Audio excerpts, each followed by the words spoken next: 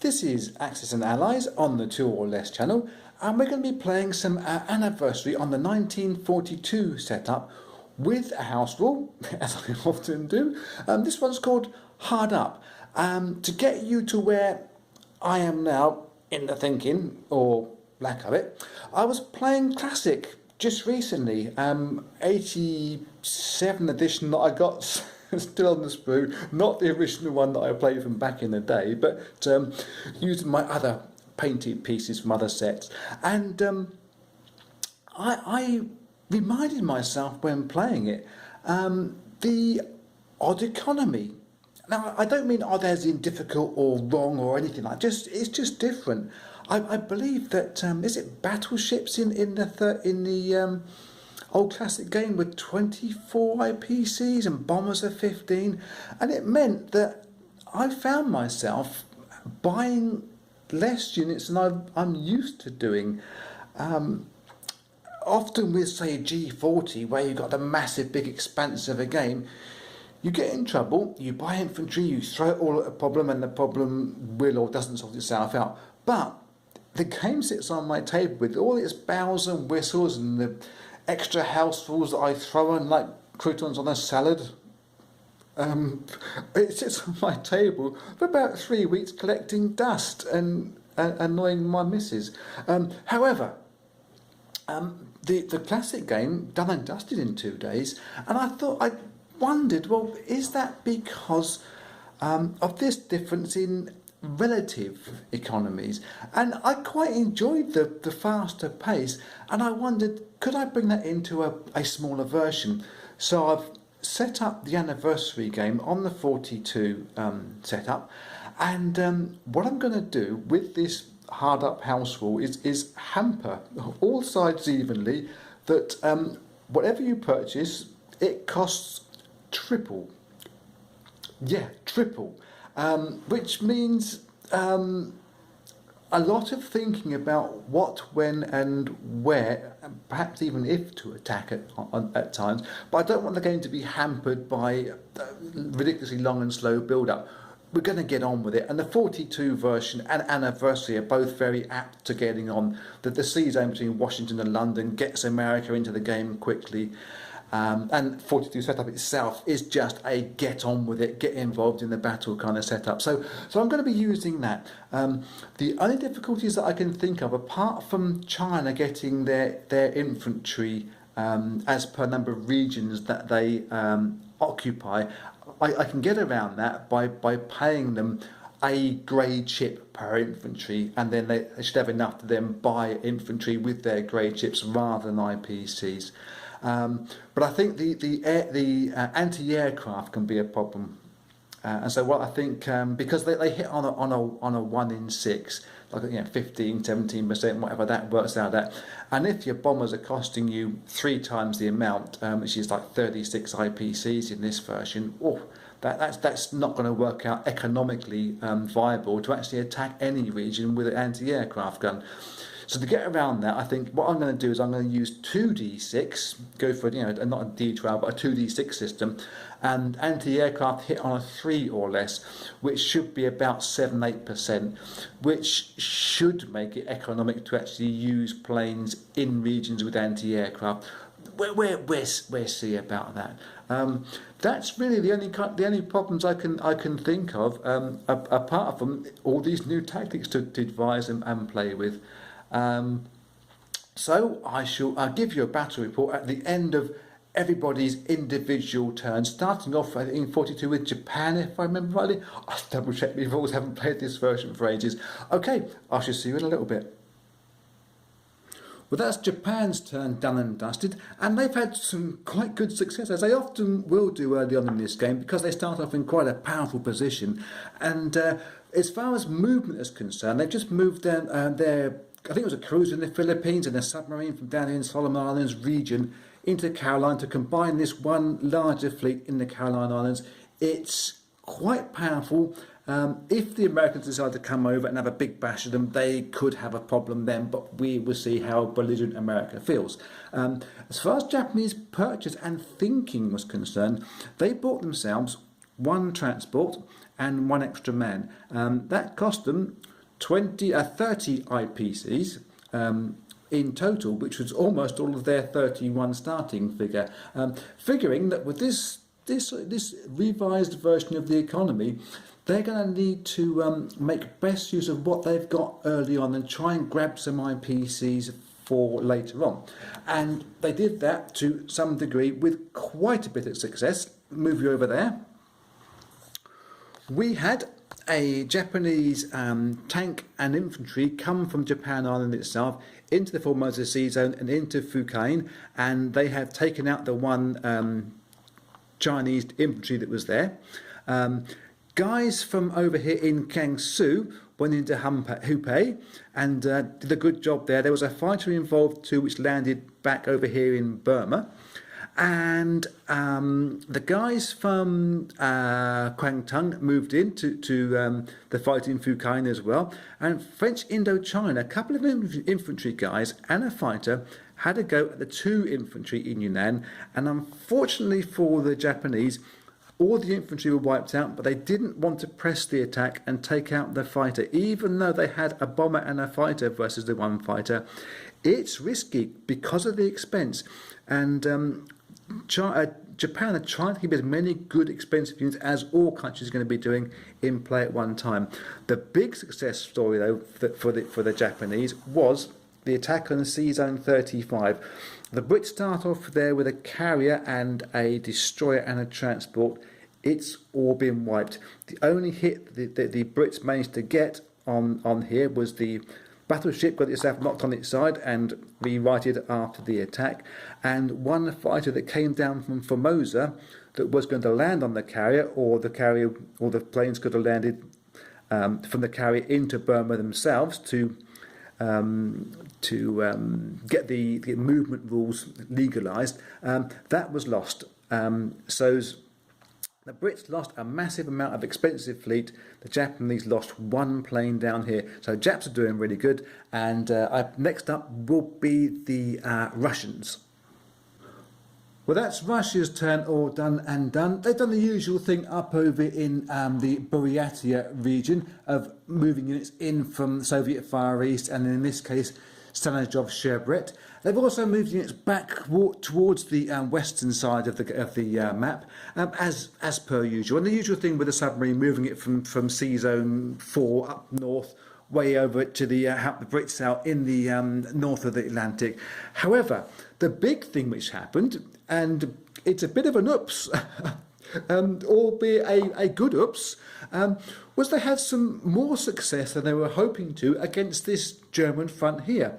They were going to use a few units from Archangel, have a little bash here in Belarusia. And it was going to be just a feeler testing kind of battle. Have a battle, move back when we've done a small amount of damage. But 1 tank and 2 infantry, 1 roll to 3 infantry that the Germans had in there without taking damage themselves. So we've had to move forward into Belarusia. We wasn't planning to. It's not too bad, being more successful than we thought.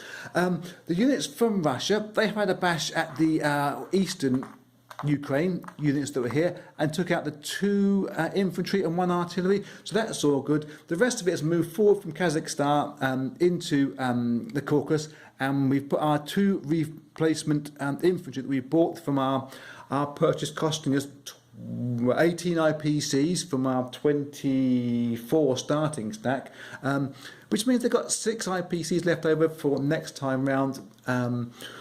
It's tricky. It's definitely tricky. So the next time I'm going to speak to you will be after the Germans have had their first turn. Well, that's the end of the German turn. It was super exciting, if not wholly successful for them. They were trying to fight fire with fire to a degree versus the Russians. We'll look at them in a minute. They did purchase for themselves 1 tank and 2 infantry, which on the new triple cost, ouch. They tried a couple of subs in 7 and 8. They split their tactics. 1 went through to take the British cruiser and transport on and basically it was a score draw. They both lost their units. And over here in Sea Zone 10, the other submarine tried to take on the Americans. I did toy with the idea of bringing both subs down and taking on the Brits down here in the Med, or outside the Med, and trying to get a Mediterranean theme going, because African continent could be quite valuable with all the ones and twos you can pick up. However, we decided not to do that. We went for the Sea Zone 10, and well, after about 5 rolls of everybody missing, the destroyer and the German submarine, we finally got a hit, and it was against the Germans. So back to the mainland, where two battles took place. Down here in the Caucasus, Germany, with some of this air power that was left over, did try to take on the Caucasus and were very unsuccessful. They lost most of the infantry that were there trying to get in, and one of their tanks. That was an ouch moment. They were trying to get retribution, I think, for the Belarusia campaign that was successful by the Russians in the last turn. However, they did have more success right up north in Karelia. They loaded a tank and infantry onto a transport and slipped through the little Baltic Straits up here, and they have moved into Karelia successfully, although they did lose a fighter to the anti-aircraft. With that new rolling system of a 3 or less, they finally did some damage. Yep, that's expensive, but it didn't seem too bad, putting in 3 planes and losing 1. Actually, it was 5 planes in total in battles, and losing 1. That's not a bad number on the rough averages as they go on. So the only other thing was Germany have moved some units around. They've slipped their fleet from 13 into Sea Zone 14 and brought 1 more infantry across to maybe try a landward campaign. Oh, forgot to move these guys. Sorry. That one was moving. That's the one. And tried to get themselves into Africa via a landward route. It's probably a good idea. We will see how it plans out. Obviously, the Italians here can help out as well. Other than that, shuffled some units to the front, shuffled units towards the eastern front, and we will see what happens when the UK make their reply in the next turn. Well, the UK has taken some thinking about, not so much in terms of attacks, but in terms of, and I know I said we'll be getting on with it in 42, but the Brits aren't. They're going to be holding them back just by a little bit. They're going to be moving the one from Western Canada, don't forget to do that one, because it's way out of position, over to Eastern Canada. That's that one done. They're purchasing 1 artillery, which costs them 12 now, a couple of infantry units, which cost them 18. That's virtually all thereby sorted. They're going to be moving this unit from Persia into India. That's really all we're going to do with India, and just hope to hang on for as long as possible. It's not going to be long. I don't really see much point in fighting it too hard, but I don't want to give up entirely on that. There was an idea of moving these units from Transjordan across to Egypt, but I want to make sure we do keep hold of both sides of the strait, so that flag is not going to be resolved. We're going to be moving this destroyer back to this side of the canal, just so as we are certain that these Allied Axis units can't come through. From down south, there was an idea of taking these units that were here in South Africa and bringing those back into India to try and help out and bolster that force, possibly bringing them around into Egypt. But I think what we're going to try and do is put these on this boat, 1, 2, bring them up to Sea Zone 17, drop them off in French West Africa just for safety, just in case something silly happens that we haven't thought about, and do the movements up here from Eastern Canada. Not that one's already there. These ones are going to come over onto this boat, 2 guys on 1 boat, drop across into there, this transport into there and back again. So effectively we get everything that's in Eastern Canada into the UK, and I should tidy it up nicely later on. I did think perhaps we could try an early assault into Norway, or into Finland, or even as far around into Karelia, but obviously they've got the factory there with the tank and everything, and that would be a little bit too scary for the Brits to want to try out this time round. And I think that if we had jumped into France, which was possible to jump into France, because they've only got 2 infantry, 1 anti-aircraft and 1 fighter plane, we could do that. Britain could do that on this turn. However, with the cost of units and the rate of resupplies, I think it's better to wait just one more turn until the Americans can get their stuff across and try to get an early lock on France, rather than just a skirmish which is going to be hard to defend and hard to hold on to. If we get a lock into France, I think that would be very good for the Brits even this turn, or this good for the Allied even this early on in the game. So that's the Brits all done. Next up will be the Italians, to see how strong they want to be down here in North Africa. These units could have attacked, they haven't done, they're holding on. This, I think, is prudence being the watchword here. Well, the Italian turn was short and sweet and hugely expensive for the Brits. Underfunded as they are, Italy, starting off with just the 10 IPCs, they decided to take one infantry and a tank from Italy itself and come through Sea Zone 14 onto Sea Zone 15 and do a seaborne attack, making sure they take account of the 2 bombardments, of which one was successful.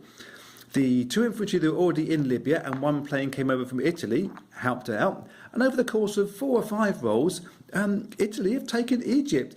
It was a horrible oversight for the Brits not to move these units in from Transjordan to Egypt, and the units that were in South Africa that have moved to French West Africa, are they out of position now? Everything's great in hindsight. Next up would be the Americans to see what they can do. America's turn have been a very two-sided affair. They've taken their 1 destroyer from down in Sea Zone 20, just moved it forward into Washington, rather than going to the Pacific, because they have moved their small fleet that was in the Washington Sea Zone up into the Canada, ready to bring these units across to the UK. I know it delays their invasion by an extra turn, sort of, but I wasn't happy leaving these units in Sea Zone 8 with the potential of a German aerial bombardment. They did take a risk, the Americans, trying to help out the Russians. They took their 1 bomber all the way over to Karelia and bombed the factory, successfully avoiding the anti-aircraft, but only doing 1 IPC damage. So really, it wasn't worth it. In the Pacific, however, wow, did the Americans have some fun. I've left the units in there just to show you. And what we have is a decision made by America to try to do some absolute massive economic damage to Japan if they could. So the fleet that was off the coast of San Francisco and the ones that was in Pearl Harbor have all come forward, and well, basically that's the 2 results I left to remind myself. They 1 rolled, basically smashed the Japanese fleet in 1 roll. Japanese did 2 damage to the Americans, which tipped over the battleship and took out the 1 submarine. Luckily, they had actually purchased 1 submarine with the anticipation of perhaps losing more in the way of navy on this turn, and they bought 2 infantry, which we're going to place over in Washington afterwards. The only other thing to report on for this round is China. As you may remember from the rules, China can produce 1 infantry for every 2 regions it holds. But with this triple up of the cost of everything, they need to hold 6 units to make 1 infantry. So what I decided to do was pay them in grade chips, 1, 2, 3, 4, 5. It's 5 grade chips because they own 5 regions. That will be effectively into their bank, so they will be able to, presumably if they're still alive, buy some infantry next turn. Well, that's the IPC tracker, including the 5 grade chips that we've assigned to China. Over on the map itself, well, America Land are building up for their travels across the Atlantic. And they've got quite a few planes there which could start helping out with the British bombardment of the continental mainland coast. Obviously, with Germany holding that factory up in Karelia, they're going to be thinking about smashing their way through to Moscow sometime soon. But they may be distracted with whatever the Allied forces are going to be doing on their western coast. Down south, the Italians and the Germans are going to be making hay while the sun shines, trying to pick up all these 1s and 2 IPCs down in Africa itself, and the Middle East is a little bit of a empty mess, where the Japanese have made good inroads into China and are now going to threaten India quite strongly. However, they have to look after their back door, because the Americans, with their massive fleet invasion of the Caroline Islands region, with some more aircraft support coming over to Hawaii, they could do some serious damage to these small areas, these smaller money islands, etc., which will hurt the Japanese economy badly. So we will have to see what happens in turn 2. That will be in the next video. Before that, a short summary of the house rule. It's, as I said right at the start, everything costs triple. The summary is it any good? And yes, I quite enjoyed it. I was thinking beforehand that it would make me think a lot harder about lesser units, which, well, that can sound a little bit artificial. And really, I haven't had to think a whole lot harder because there's lesser units. What it has done is it's made me think differently about the game. And it has speeded up play. We've got some attacking units, we've got some defending units, but none of it has been a stockpiling, because to stockpile, which we often do in the bigger games, getting some fairly reasonably sized stacks building up against each other, it's quite easy. At 3 IPCs for an infantry, well, it's 9 IPCs for an infantry this time round. You haven't got a chance to stockpile, because if you stockpile, someone is snapping at your ankles already. The Brits and the Americans are taking their time to get involved. I think that's a good move for them, in opposition to the Germans and the Russians being quite aggressive towards each other. We will see how it plays out. I shall end this video in a couple of seconds' time, and turn 2 will be the next video. Maybe I'll get 2 or 3 turns in there, depending on how long everything takes. I should finish it off by saying that I make these videos in aid of a charity that used to be called the Cure Parkinson's Trust. I've recently found that they changed their name to Cure Parkinson's. You can guess what they are aiming to do. If you happen to have a spare IPC that you could send them, there's a link to them down below this video and one in the banner on the home page. I'm sure they would appreciate it. Until the next video, thanks very much for your time.